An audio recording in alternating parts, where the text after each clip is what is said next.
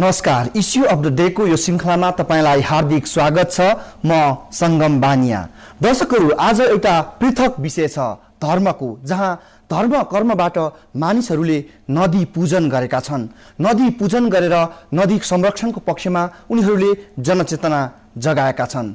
कुरा हो गजेन्द्र मोक्षधाम त्रिवेणी गाविसको, जहाँ मानिसहरू नदी पूजनको पक्षमा आएका थिए र आम मानिसहरूले नदी पूजन गरेर देशमा नदी संरक्षणको पक्षमा एउटा ज्वलन्त उदाहरण प्रस्तुत गरेका छन् र जसको अगुवाई गरेका थिए मुक्तिनाथ बाबा अर्थात् स्वामी कमलनयनाचार्यले। र हरिबोधनी एकादशीका दिन भएको त्यो कार्यक्रम कस्तो थियो र मानिसहरूले आफूलाई किन नदी पूजनको पक्षमा उभ्याएका थिए, सुरुमा देखाउँछौं यो रिपोर्ट।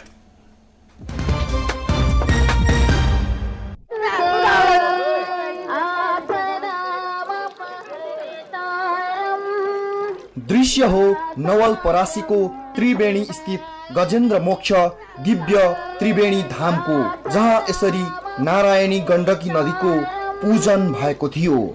हरिबोधनी एकादशीको दिन पारेर नारायणी गण्डकी नदीको पूजन भएको हो। बिहान सूर्योदयसँगै गाईको दुधले नारायणी नदी सेताम्य भएको थियो। यसरी नारायणी नदीको पूजन गरेर नेपालमा नदी संरक्षणको नयाँ अभियान सुरुवात भएको छ।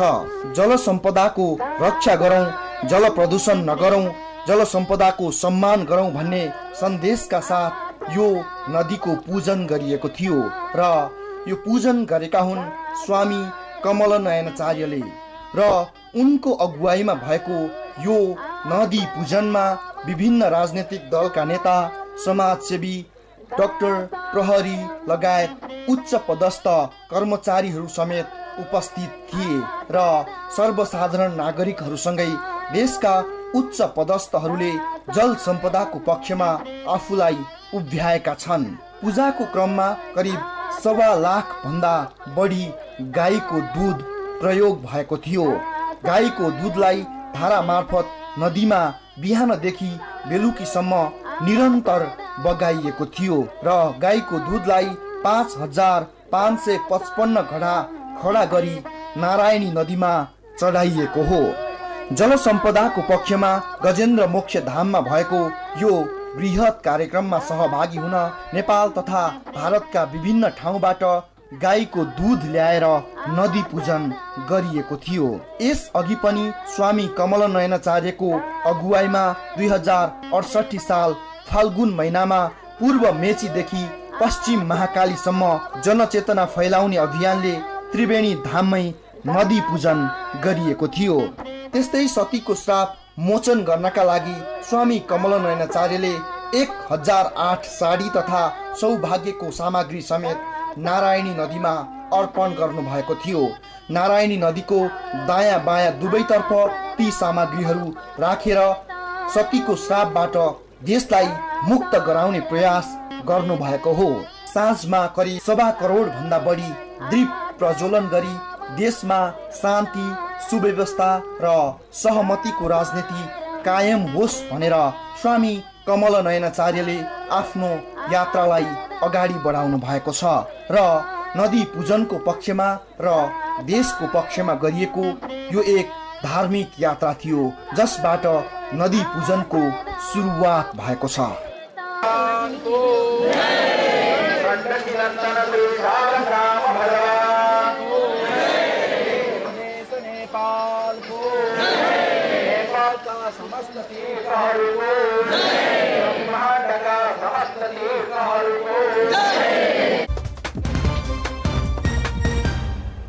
दर्शकहरू, यसरी एउटा फरक अभियानका साथ लाग्नुभएका मुक्तिनाथ बाबा अर्थात् स्वामी कमलनयनाचार्य यतिखेर हाम्रो स्टुडियोमा हुनुहुन्छ।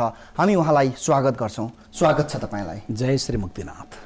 जसरी हामीले दृश्यमा देखायौं, तपाईले नदी संरक्षणको पक्षमा आफूलाई उभ्याउनु भएको छ। तपाईलाई के कारण परेर तपाईले नदी संरक्षण गर्न लाग्नु भएको हो? कारण त पहिलो स्नान गर्दछु, जलबाट गर्दछु।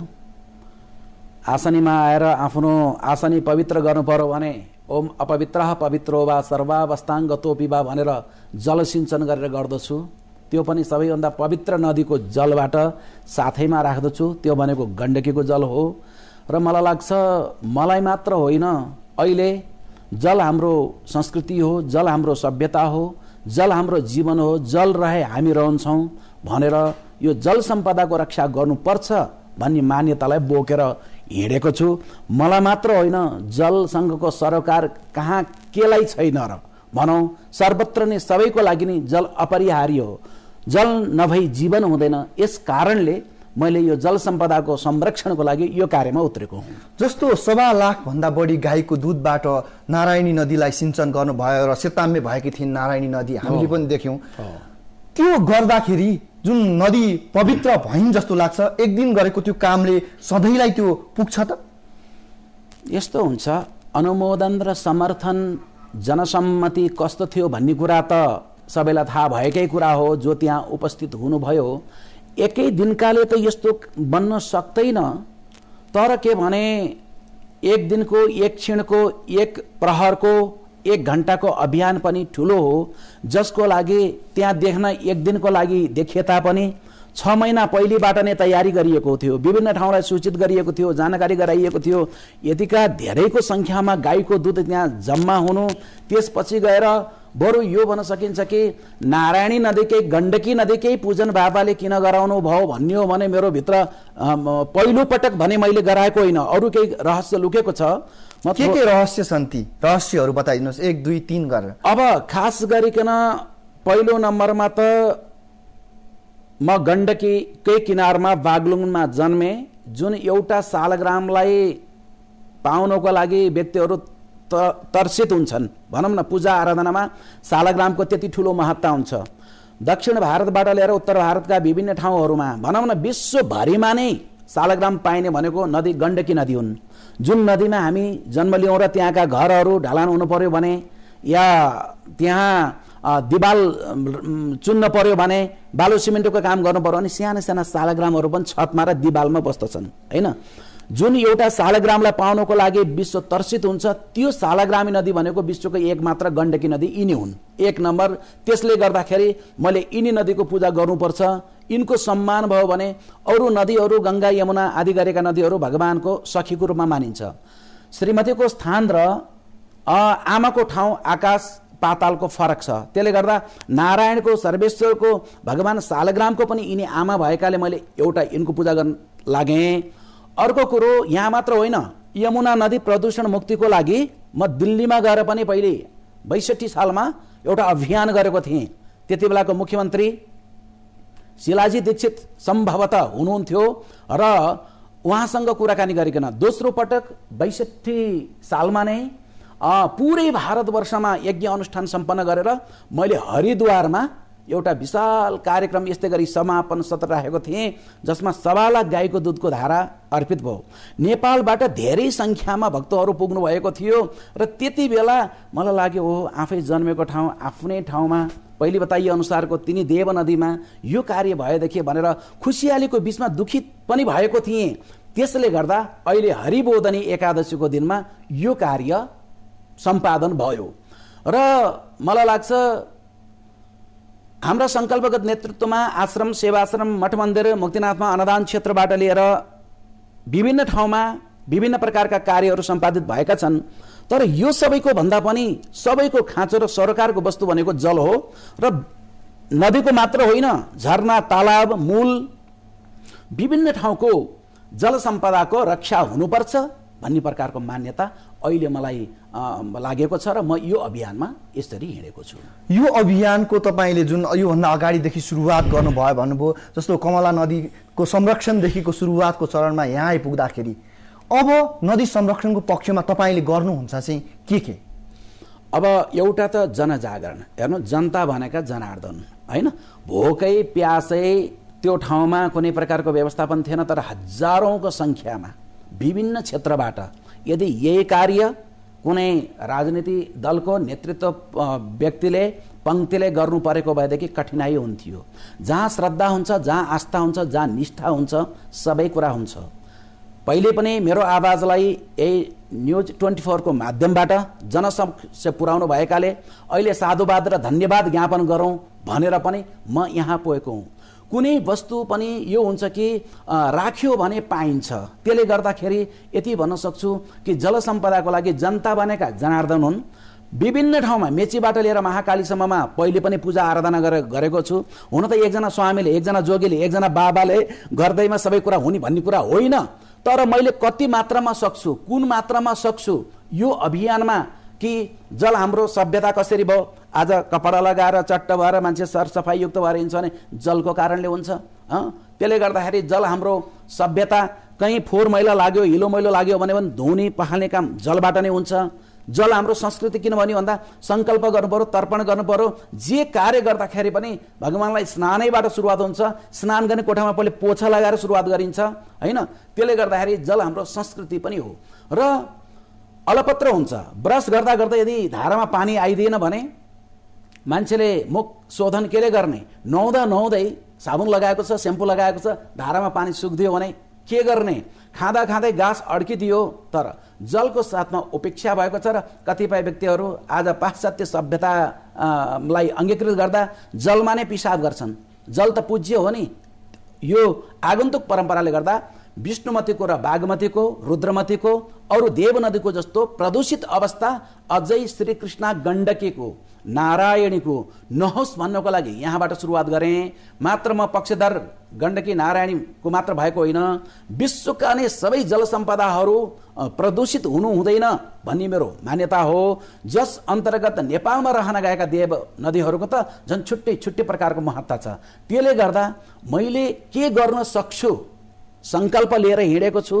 मेरोमा माने ल स्वामी गुरु आह्वान गर्नुभयो, होइन भने केटाकेटीलाई तर्स्याउनु पर्यो भने नकारा तल जोगीलाई दिम्ला भनेपछि बच्चा होइन एकदम साइलेन्ट हुने के मनोवैज्ञानिक त्रास। त्यसले गर्दा मेरो भनाइ हो कि कतिले सुन्छन्, कतिले मान्छन्, कतिले मान्दैनन्। अहिलेको कार्यक्रममा वास्तवमा त्यति मात्र हो र यहाँ गएर अहिलेको संकल्प यो तपाईको भने मतलब यो चाहिँ मनोवैज्ञानिक कुरा मात्रै थियो। यसबाट सुरुवात गरेर अझै अगाडि बढ्नुहुन्छ हो। अगाडि नदीमा पुग्नुहुन्छ तपाईँ। अब तपाईको कार्यक्रम के छ र अरू मान्छेलाई के भन्न चाहनुहुन्छ? अहिले त मैले खास गरिकन 2-3वटा, एउटा त जल प्रदूषण मुक्तिको लागि, जल संशोधनको लागि यो कार्य थियो। अर्को अब कुरा यसको साथमा सती श्राप विमोचनको लागि पनि कार्य भएको थियो है। यो कार्य भनेको मैले चाहन्थेँ समग्र व्यक्ति आबाल वृद्ध वनिता जसरी उपस्थित भए, जनताहरू त आखिर यहाँ भए नि, स्क्रिनमा हामीले भिडियोमा हेऱ्यौँ। त्यसै प्रकारले जनशास्त्रहरू, नेतृत्व पङ्क्तिका व्यक्तिहरू पनि त्यहाँ उपस्थित भएर सती श्राप विमोचनको सङ्कल्प लिउन्, राष्ट्र शान्तिको लागि भनेर यो कार्य भएको थियो। सङ्कल्प लिउन् भन्ने प्रकारले मैले चाहेको थिएँ। सो भने सम्यकतया जसरी हुनुपर्ने त्यो हुन सकेन। तर के भने अब कति सक्छु, जुन जुन ठाउँमा जान्छु, मेरो यात्रा त भइरहेको छ। अहिले पनि मैले 1,55,555 जना मातृशक्तिहरूलाई सौभाग्यको सामग्री दिनको लागि हिँडेको छु। म मातृशक्तिको पक्षधर पनि हुँ। यत्र नारी यस्तो पूज्यन्ते रमन्ते तत्र देवता, जहाँ नारीहरूको दैविक शक्तिहरूको सम्मान हुन्छ त्यो राष्ट्र समृद्धिशाली हुन्छ भन्ने विश्वासलाई लिएर हिँडेको हुँदा अहिले गएर कुनै आमाको काख नरित्तियोस्, चुरा नफुटुन्, सिन्दुरहरू नपुछियोस्, फेरि भयावह डरलाग्दो त्रासदीपूर्ण वातावरण सृजना नहोस्, नेपालमा दिगो शान्ति रहोस् भन्ने समेतको कामना भएकाले मैले अब यो सौभाग्य सामग्री वितरण गर्दै पनि हिँडेको छु। म अलिकति पछाडि फर्किन चाहन्छु के, खास गरी तपाईँले 1.25 लाख गाईको दुध अर्पण गर्दै गर्दा नारायणी नदी सेताम्य भयो होला, त्यहाँ मानिसहरू उपस्थित भएर नदी संरक्षणको पक्षमा आफूलाई जागरुक देखाए होला भन्नेहरूले त तपाईँको आलोचकहरूले के भन्छन् भने नि, गाईको दुध त्यत्रो लगेर नारायणी नदीमा बगाउनु भयो, नारायणी नदीलाई उल्टै प्रदूषण गर्नुभयो भन्ने पनि तपाईँहरूका आलोचक केहीका भनाइहरू छन्। तिनीहरूलाई के भन्नुहुन्छ? तपाईँको जवाफ के हो? मैले स्वागत गर्न चाहन्छु उहाँहरूले मलाई सचेत गर्दै हुनुहुन्छ र राम्रो कुरो हो र यदि कहीँ त्रुटि भएछ भने सुधार्न सकिनेछ। तर यति भन्दै यसो होइन, आफूलाई मन परेको कुरा अरूलाई अर्पण गर्नुपर्छ भनेर भनिन्छ। आज तपाईँ बा म आज दुध नभएको भएदेखि, आमाको दुध नलिएको भएदेखि सायद यतिको बोल्न सक्ने स्थिति पनि हाम्रो रहँदैन थियो। र फेरि शास्त्रीय मान्यता अनुसार चाहे शिवजीको मन्दिर होस्, चाहे अरू देवी देवताका मन्दिर हुन्, या कुनै श्री विग्रह मूर्तिहरू हुन्, या श्री शालग्रामजी हुन्, कहीँ पनि दुधबाट नै अभिषेक गरिन्छ। यदि यो कार्यलाई रोक्ने हो भने पहिले पशुपति विश्वनाथ गोरक्षनाथ र विभिन्न प्रकारका देव मूर्तिहरूमा जो पञ्चामृत बनाइने र जो हरिद्वार आदि गरिएका नदीहरूमा गाईको दुधको अर्पण गरिन्छ त्यो रोक्न पर्यो। तर कसैले रोक्न सक्ने कुरा पनि होइन। यो नितान्त आस्था र श्रद्धाको कुरा हो। रह्यो कुरो नदी प्रदूषित दुधबाट बनिन्, नालालाई रोक्नु पर्यो। व्यक्ति विशेष धनी हुने होइन, कर कारखाना फ्याक्ट्रीहरू सञ्चालन गर्ने, त्यहाँबाट निक्लेको प्रदूषित फोहोर मैला नालाहरू नदीमा व्यक्ति विशेष धनवन्त बन्ने, तर सार्वजनिक सम्पदालाई प्रदूषित बनाउने यो गलत कुरा हो। र जहाँ तक लाग्छ कि शास्त्रीय विधि मान्यताले दिएका हुनाले र दुध बल्कि माछालाई अलिकति सहयोग मिलेको होला होइन, र दुधबाट नदी प्रदूषित हुन्छन् भन्ने कुरा नौलो कुरो सुन्दैछु। मलाई त्यस्तो लाग्दैन। त्यस्तो लाग्दैन? तपाईँ नदी पूजनको पक्षमा अझै दृढ रूपमा एकदमै उत्रेको छु। र प्रत्येक हरिबोधनी एकादशीको दिनमा फेरि एउटा कुरा म आध्यात्मिक, मेरा बाबा आमाले पनि छोरो जोगी होस् बाहिर जाओस् भन्ने थिएन होला। पहिले सुरुवातमा संस्कृत पढाउँदाखेरि पण्डित भएर आएर कथा प्रवचन सप्ताह भन्ने छ लागेको थियो होला। तर के भने अहिले जुन रूपमा भएको छु म भन्न सक्छु मलाई सन्तुष्टि छ। मुक्तिनाथमा आफूलाई जस्तो दुःख नपरोस्, कष्ट नपरोस् भनेर तीर्थयात्रीहरूको लागि सेवाको प्रकल्प सुरुवात भयो भने बनारसमा र अयोध्यामा अहिले म आफैबाट पनि श्री मुक्तिनाथ वेद विद्याश्रम कन्यागुरु 4-5 ठाउँमा सञ्चालन गर्छौँ। हामी त्यो पक्षमा आउँछौँ। अब फेरि त्यही बेला भएको एउटा सतीको श्राप विमोचन गर्नका लागि तपाईँले 1008 साडीहरूले नारायणी नदीलाई सिञ्चित गर्नुभएको थियो। अगाडि पछाडि दुवैतर्फ थिए, ती दृश्य हामीले पनि देख्यौँ। किन गर्नुभयो? सतीको श्राप परेको देश भनेर मोचन गर्नुको कारण चाहिँ के थियो? खास गरिकन सती शब्दको अर्थ त अत्यन्त पवित्र अत्यन्त महत्त्वलाई बोक्ने खालको हुन्छ। सती भगवान शिवको वामाङ्गीलाई पनि सती पार्वती भनेर भनिन्छ। यज्ञको प्रसङ्गमा दक्ष प्रजापतिको र भगवान शिवजीको मत मिल्दैन थियो। त्यसले गर्दाखेरि शिवजीको अपहेलना भए पश्चात आफ्ना पिताश्रीको कारणबाट जन्मेको यो शरीरलाई उत्सर्ग गर्छु भनेर अग्निमा प्रवेश यज्ञ कुण्डमा नै सतीले पार्वतीजीले गर्नुभयो र भगवानलाई पाउनको लागि 3 पटक उहाँको जन्म भएको थियो। त्यस्तै प्रकारले अरू प्रसङ्ग पनि आउँछन्। सती आदर्श नारी र पतिव्रता नारीको द्योतक पनि हो। तारा, कुन्ती, मन्दोदरी, अहिल्या आदि गरिएका र सती अनुसुया उहाँहरू कतिपय आगोमा डढेर सती भएका भने होइनन्। कतिपयको भारतको सती प्रथा अलग हो। राजस्थान क्षेत्रमा रानी दादी सती मन्दिर भनेर भन्छन्, दादीको बारेमा उच्च सम्मान दिन्छ। त्यहाँको प्रथा भने अलिकति भिन्न छ। सती पतिव्रता नारी र एक प्रकारको शुद्धता पवित्रताको द्योतक यो शब्द हो भने पछिल्ला दिनमा जो यो नेपालको घर घटनाहरू काजी भीमसेन मल्लको धर्मपत्नी भारियाले नेपाललाई दिएको श्राप सती श्रापमा यसलाई लिइन्छ। यसदेखि अतिरिक्त पनि कुनै राज खानदानका र कुनै बाहिरका छोरी मान्छेहरू श्रीमानको देहावसान भएपछि 3 जना 5 जना र त्योभन्दा धेरै थोरै जबरजस्ती सती जानको लागि बाध्य गरिएका यस्ता प्रसङ्गसँग सम्बद्धता राख्दछ यो सती श्राप विमोचन। सतीको श्राप भएको र त्योबाट विमोचन हुनु भनेको छुटकारा पाउनु, राष्ट्रले मुक्त पाउनु। अहिले पनि जति पनि हत्याकाण्डहरू गद्दी परम्परा राजकीय शासन प्रणालीमा भए र अरू प्रकारले जो अनिष्ट भयो, अशान्ति अवस्था छ र अहिले पनि ती कुर्चीहरूमा बस्ने व्यक्ति पहिले बरु सुखी थिए होला, अहिले राज्य सत्तामा आइसकेपछि पिरोलिएको र दुखित भएको र पीडित भएको पन देखिन्छ। मलाई लाग्छ यो सबैको कारण भनेको सतीको श्रापबाट जसले पनि नेपालको लागि राम्रो गर्न चाहला, भलो गर्न चाहला, उसको कुभलो भएर जाओस्। अनाहतमा राष्ट्रको लागि देशको लागि केही सम्पदा र सम्पत्ति लिएर आएका मेरा श्रीमान आज यो गतिमा पर्नु पर्यो भनेर चितामा जाँदा जाँदैको एकजना देवीले मातृशक्तिले श्राप दिएकाले अहिले मलाई लाग्छ त्यसले विशेष छोयो। बाजा बजाएर अझै होइन, बाजा बजाएर कि त्यो छोरी मान्छेको आवाज नसुनियोस् भन्नको लागि चित्कार आवाज कसैलाई जबरजस्ती सती जानु छैन त्यो जो लगाइयो त्यसले गर्दाखेरि पनि अहिले नेपालमा अनिष्ट विघ्न बाधा भइरहेका छन् र देश यो अशान्तिको चपेटामा रुमलिएको भन्ने विश्वास मेरो विश्वास हो, व्यक्तिगत मलाई लागेको कुरा हो। त्यसपछि हुन त सती जान नदिएको कारणले तिमीले मेरो पति देवताको साथमा जान नदिने भनेर हातमा एकजना रानी सतीकै कुरा र त्यस्ता थुप्रै प्रसङ्ग ल्याउँछन्। हातमा अग्नि प्रज्वलन गरेर प्रकट गरेर अनि त्यसपछि अग्निमा प्रवेशै गर्नु परेन, स्वयं जलेर समाप्त भएको। भगवती सीता जब रावणको देशबाट फर्केर आएपछि अग्निमा प्रवेश भयो, तर त्यति बेला अग्निदेवले सम्मान गरेर आऊ बेटा वत्स भनेर आफूले समाहित गर्नुभयो। सीताजीलाई कुनै कठिन गाह्रो अप्ठ्यारो परेन। जो सीता भगवती लक्ष्मीकै स्वरूप भएकाले अप्ठ्यारो परेन।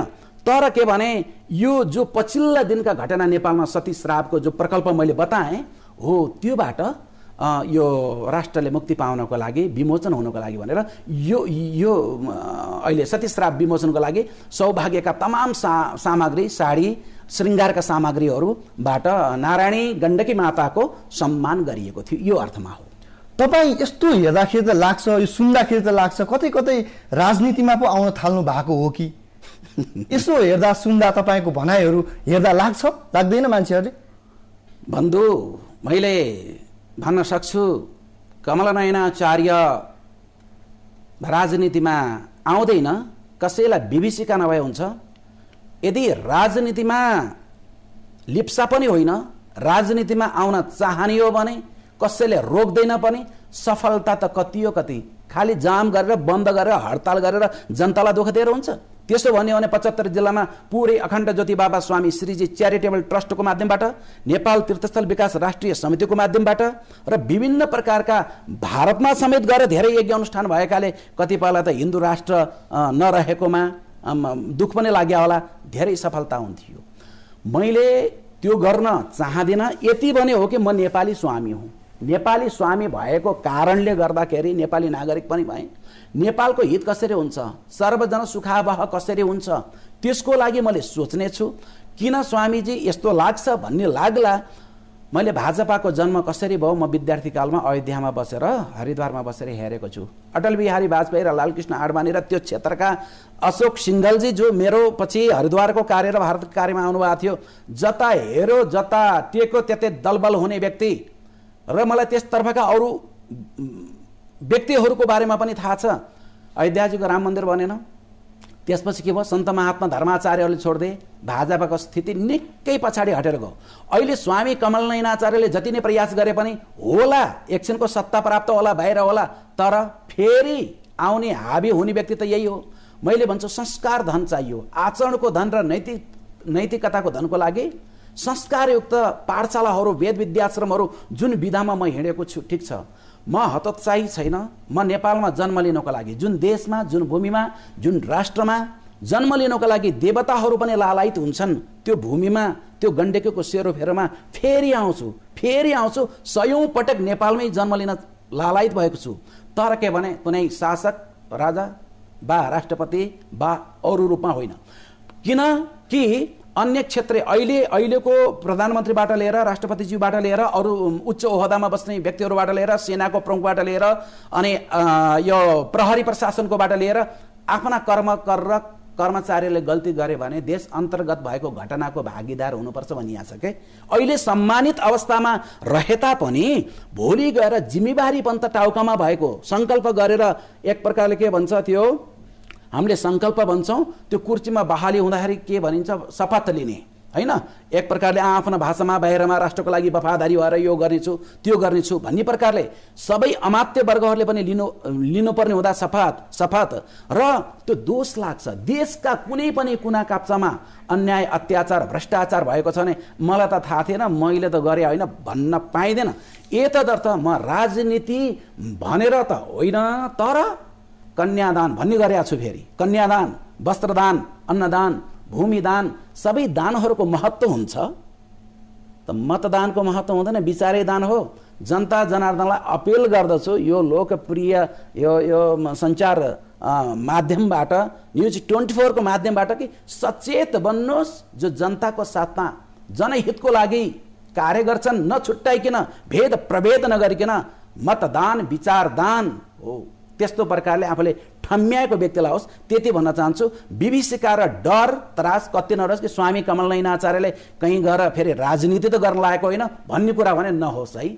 हजुर दर्शकहरू, यति बेला हामी स्वामी कमलनयन आचार्यसँग छौँ र हामी एकैछिन देखाउँछौँ कि उहाँको पक्षमा को लागिरहेका छन् र राजनीतिदेखि उच्च प्रशासनिक क्षेत्रका मान्छेहरू किन उहाँको पछि छन् र यो प्रसङ्गमा उनीहरू के भन्छन्, यो हेर्नुहोस्। उहाँले जुन चाहिँ यो नेपालमा एउटा आध्यात्मिक पुनर्जागरणको अभियान चाहिँ सुरु गर्नुभएको छ त्यो अत्यन्त प्रशंसनीय छ र मैले अघि पनि भन्दै थिएँ कि हाम्रो देशमा अहिले चाहिँ जुन राजनीतिदेखि हरेक क्षेत्रले जुन आध्यात्मिक कुरालाई चाहिँ छोडेर जुन चाहिँ अगाडि बढ्न खोज्यो त्यो नै मलाई लाग्छ अहिले समस्याको मूल जड त्यो नै हो।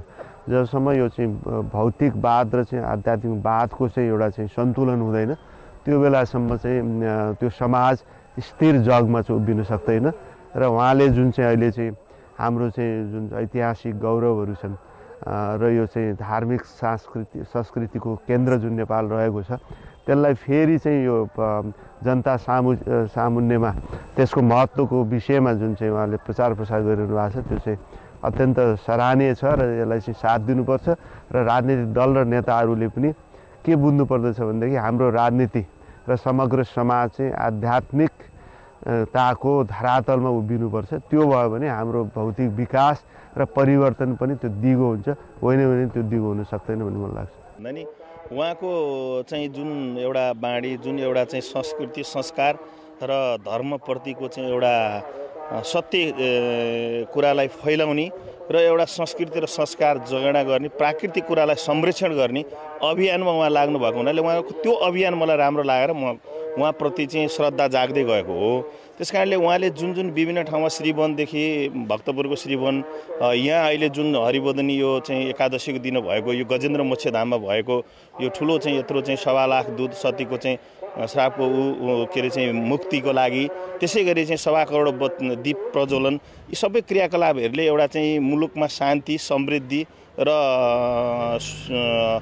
जनताको सुख समृद्धिको लागि र सबैका लागि एउटा राम्रोको लागि उहाँ अभियानमा हिँड्नुभएको र संस्कार र संस्कृतिको जगेडा गर्न लाग्नु भएको हुनाले यो मलाई उहाँको चाहिँ एउटा चाहिँ जुन गर्नुभएको छ त्यो चाहिँ एउटा चाहिँ राम्रो मान्छेले एक भगवानको एक रूपमा हिजो रामले हिजो चाहिँ के छ भने विष्णुले विभिन्न मान्छेको अवतार लिएर चाहिँ गरे भने जस्तै मलाई एक चाहिँ मुक्तिनाथको पीठाधीश्वरको नाममा उहाँले एउटा अवतारको रूपमा भगवानको एक अंशको रूपमा यो धरतीमा केही गर्न लागेको भन्ने मलाई महसुस भइरहेछ।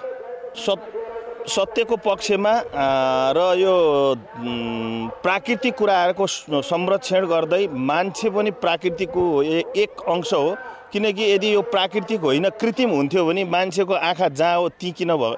अहिले यो जुन एउटा एक किसिमले मान्छेको चाहिँ एउटा जन्म हुन्छ, मान्छेको जन्म हुँदाखेरि मान्छेको औँला कहाँ हुने, नङ कहाँ हुने, निधार कहाँ हुने, आँखा कहाँ हुने, कान कहाँ हुने, नाक कहाँ हुने फिक्स नि। यदि यो कृत्रिम कुरा भयो यो त जहाँ पनि राख्न सकिन्थ्यो नि, सेट गर्न सकिन्थ्यो नि, त्यो रोबोटको होला। तर यो प्राकृतिक कुरा हो, त्यस कारणले यो प्राकृतिक कुरा चाहिँ मान्छे पनि हो र मान्छेले नै भगवानको रूप धारण गरेर धेरै चाहिँ मान्छेको सेवा गर्ने हो हुनाले यो कार्यमा लाग्दाखेरि मान्छेको एउटा धेरै किसिमका तनाव, धेरै किसिमका असजिलो, धेरै किसिमका पीडाबाट चाहिँ शान्ति प्राप्ति हुन्छ। त्यसकारण यो बाटो सबैको बाटो हो भन्ने मलाई लाग्छ।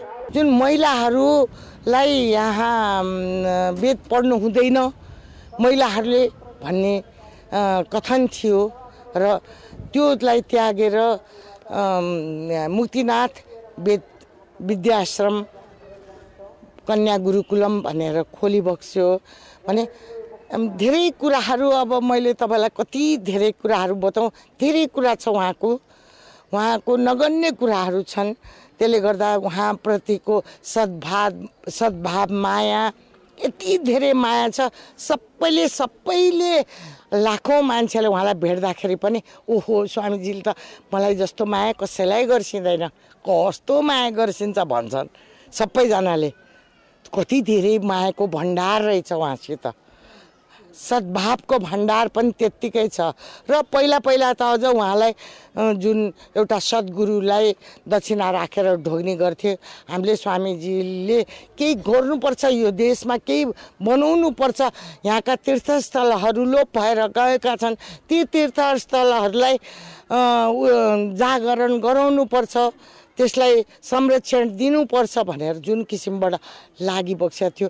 यो गजेन्द्र मोक्ष दिव्यधाम भनेको त तपाईँको परापूर्वकालमा महाभारतमा भएको, किताबमा भएको चाहिँ महाभारतमा भएको चाहिँ एउटा के अरे गजेन्द्र गोही र हात्तीको लडाइँ हो यो। तर कसैलाई पनि मतलब थिएन, धेरैचोटि उहाँलाई पनि आक्रमण भयो स्वामीजीलाई, किन यहाँ बनाइस् भनेर। स्वामीजी र म यो जुन विराट श्री सभा भवन बनाउन आउँदाखेरिमा मेरो भाइ ले म केही गरिदिन्छु स्वामीजी भनेको भएर अनि गरिदेऊ न केही होइन। यो मेरो भाइ स्वामी कृष्णानन्द भारतीले बनाइदिएको यो आध्यात्मिक बाटोमा हिँड्न सुरु गरेको थोरै समय भएको छ र म दिन प्रतिदिन यो सही बाटो हो र एउटा जीवनलाई, मानव सभ्यतालाई, समाजलाई उचित स्थानमा पुर्याउँछ भन्ने विश्वास लागेरै म यो बाटोतिर नजिक भएको हुँ।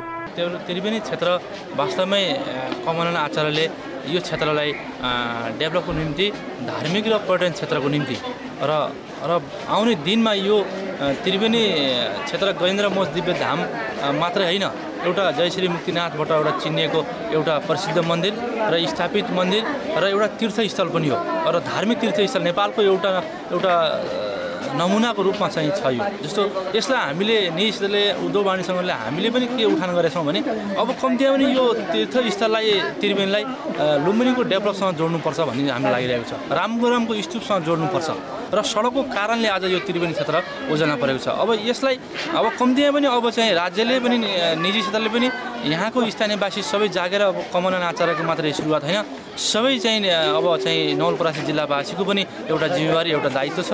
यो क्षेत्र डेभलपको निम्ति यो जुन त्रिवेणी र दुम्कीवासको बाटो छ यसको पनि पूर्वाधारहरू, यसको सडकहरू बन्न सक्यो भने भोलि बिहानको यो आर्थिक क्षेत्रको पनि सम्भावना चाहिँ छ र यसलाई धार्मिक र पर्यटन क्षेत्रले भोलि बिहान आउने दिनको चाहिँ सन्ततिहरूले चाहिँ यसको चाहिँ एउटा चाहिँ हरिद्वारको रूपमा चाहिँ लिउन् भन्ने चाहिँ मैले कामना गर्छु। नाथ पीठाधीश्वर कमलेन्द्र आचार्य स्वामीजीको चाहिँ सत्सङ्कल्पबाट बनेको यो पुण्य भूमि त्रिवेणी धामको दर्शनको लागि आएको। मलाई धर्मप्रतिको आस्थाले होइन, धर्म हामी आइमाई मान्छेहरू धर्म अलिकति गर्छौँ, धर्मप्रतिको आस्थाले नै म आएको हो। उहाँको नाम पनि धेरै सुनेको हुनाले, उहाँको कार्यहरू धेरै ठाउँमा हेरेको हुनाले अब धर्मप्रतिको आस्थाले नै भनौँ न।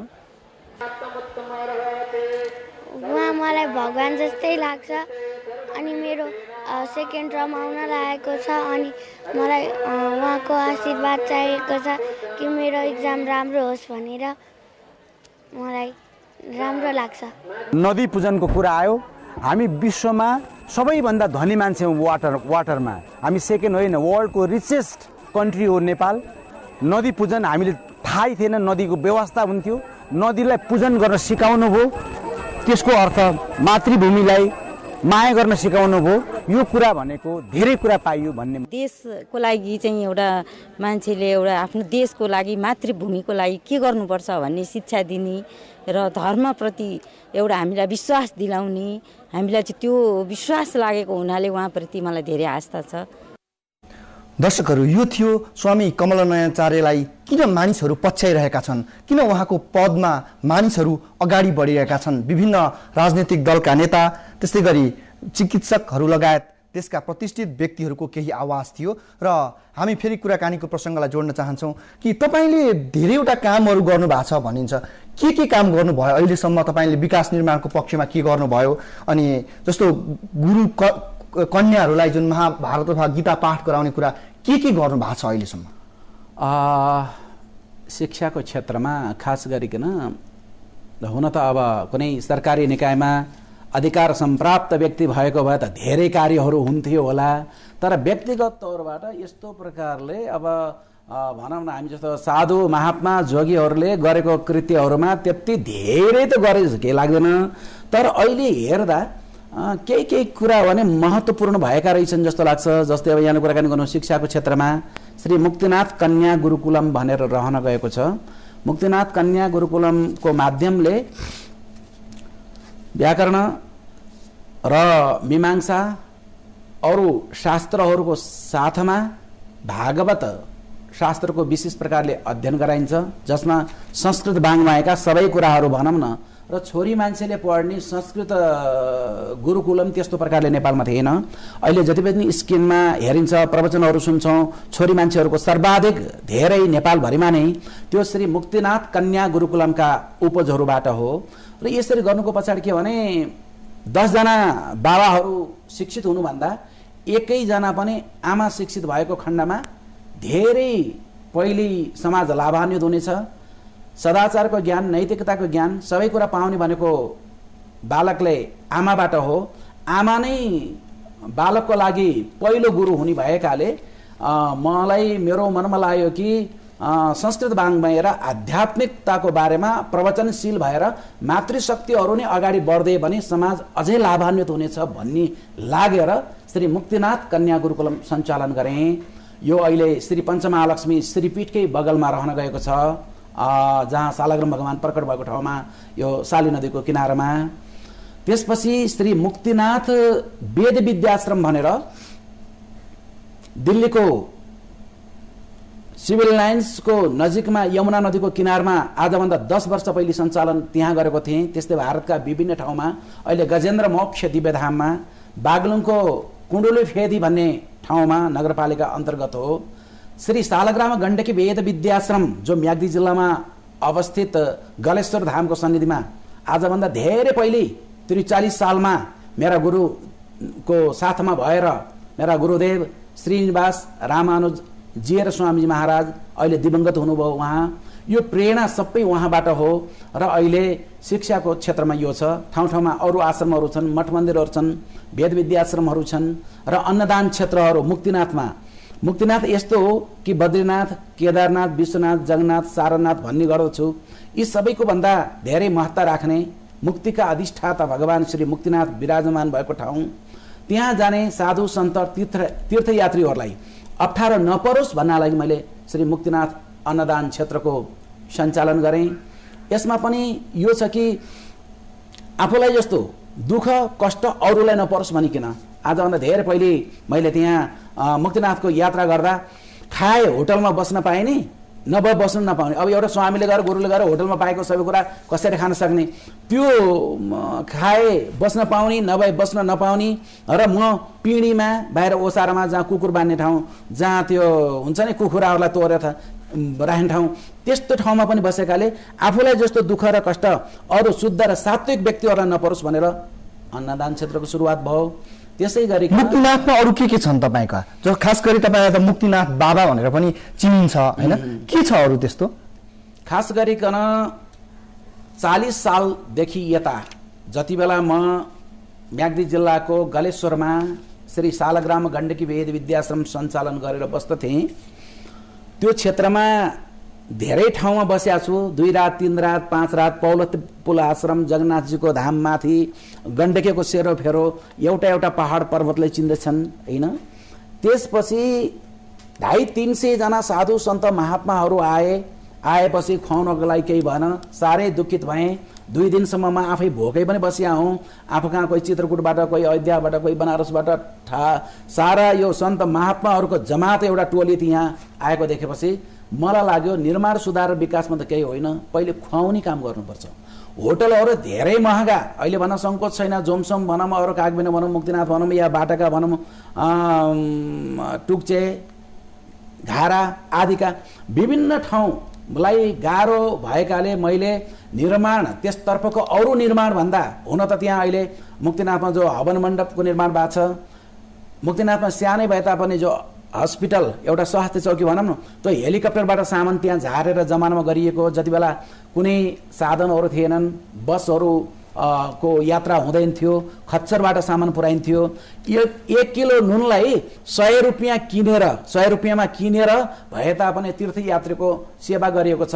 र हेलिकप्टरबाट जब खच्चर बन्द भयो, बाटो बन्द भयो भने त्यसरी मेरो विशेष प्रकारले अरू निर्माण नभए तापनि निर्माणको लागि सोचिएको भने हो, तर अलग कन्ट्री जस्तो अलग देश जस्तो छ कि त्यहाँ गएर मैले जस्तो प्रकारको सेवा पूजा आराधना विधिपूर्वक सञ्चालन गर्न भने मुक्तिनाथ मन्दिरमा चाहेको थिएँ, सो अवस्थामा छैन। जस्तो बद्रीनाथ र वेङ्कटनाथ विभिन्न प्रकारका मठ मन्दिरमा निर्धारित प्रसादीहरू छ, निर्धारण एउटा पूजा आराधनाको विधि छ।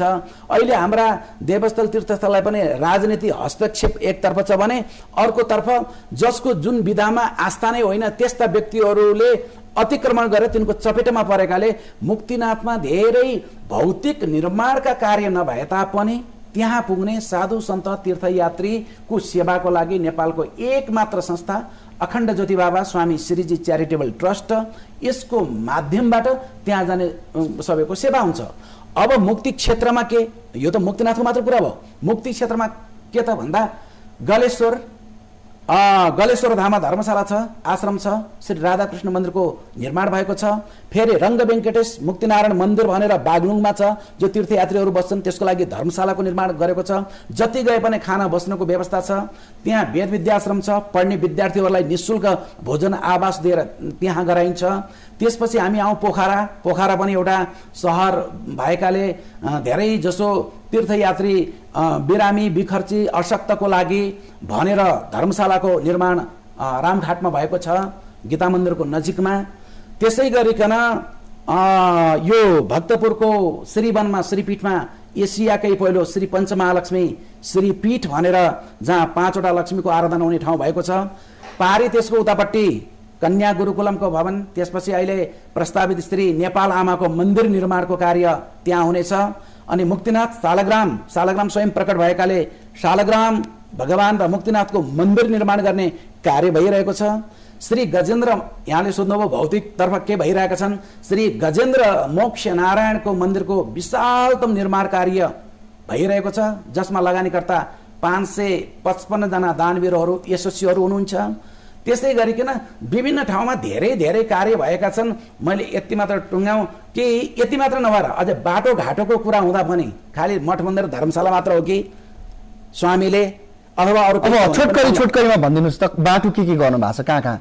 जहाँ तक बाटोको बारेमा यो त्रिवेणी धाम अस्ति जो पुग्नुभयो त्यहाँ जानको लागि हामी के गर्छौँ भने अरुण खोला दुम्कीवास भएर दाउन्य देवी भएर माथिबाट घुमेर बरघाट गएर प्रतापपुर भएर यसरी यो टेबलको जस्तो रिङ घुमेर आउनुपर्ने हुन्छ त्रिवेणी जानको लागि भने सिधै त्यहाँबाट अरुण खोला र दुम्कीवासबाट बगुवन हुँदै त्रिवेणी धाम भएर प्रतापपुर हुँदै त्यो क्षेत्रका जनताहरू हजारौं दशौं हजार जनता लाभान्वित हुन् भनेर बाटो निर्माण कार्यलाई केही सुरुवात गरिकन व्यक्तिगत तौरमा नै यद्यपि सरकारी तौरबाट जो सहयोग मिल्न पर्ने हुन्थ्यो भनेर पनि त्यति बेला आउन सकेन। यो प्रस्ताव त्यति बेला मैले उठाएको जति बेला 2060 सालमा। अब अलिकति छोटकरीमा हामी कार्यक्रम अन्तिम चरणमा छौँ, छोटकरीमा बताइदिनुहोस्। अब मैले आख्यान गर्नै पर्ने हुन्छ कि 60 सालमा हजारौं होइन लाखौं व्यक्तिहरूको बीचमा तत्कालका राजाको उपस्थितिमा पनि मैले राजन जनताले बाटोको अपेक्षा गरेका छन् भनेर भनेको थिएँ। त्यसपछि पछिल्लो दिनहरूमा पनि मैले आवाज सबैलाई आग्रह गर्दै आएँ। नभएपछि जनता जनार्दनलाई आफैले लिएर जङ्गलमा बसेर साथमा भएर त्यो डोजरहरू चलाएर गराएर बाटोको ट्र्याक निर्माण भइसकेको छ। त्यो बाटोलाई ग्राभेलबाट लिएर अनि पिच गर्ने अवस्थाहरू अरू कार्य बाँकी छन्। 23 किलोमिटर बाटो यो भयो। अनि श्रीवनको नजिकमा रहन गएको पुल अहिले निर्माणाधीन पुललाई केही राजनीतिक हस्तक्षेपले गर्दा बीचमा बन्द भएको थियो। यो दल र त्यो दल आदि भनिँदो रहेछ। त्यसले गर्दा यस्तो विभिन्न ठाउँमा मबाट भन्दा मैले के गरेको छु भन्ने कुरा अरू व्यक्तिलाई लिएर आएर बरु गर्दा होला आफूलाई भन्न शोभा पनि दिँदैन र मलाई लाग्छ म अलि यो आफैले भन्नुपर्दा अनइजी फिल पनि भइरहेछ। जस्तो अन्तिममा भनिदिनुहोस् अब के गर्नुहुन्छ? अन्तिममा छोटकरीमा अब के कार्यक्रम छ तपाईँको?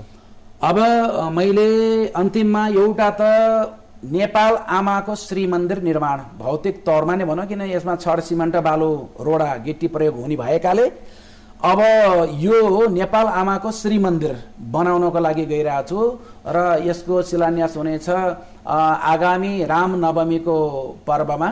हजारौं व्यक्तिहरूलाई साथमा लिएर साथमा शिलान्यास, जस्तो श्री गजेन्द्र मोक्ष नारायण मन्दिरको शिलान्यास भएको थियो त्यस्तै गरिकन यसको शिलान्यास हुनेछ। अनि त्यसपछि अहिले धार्मिक कार्यहरूमा अब पर्सि 23 गते तिरुपति बालाजीमा 1.25 करोड दीप प्रज्वलित गर्नको लागि नेपालको तर्फबाट जाँदैछु।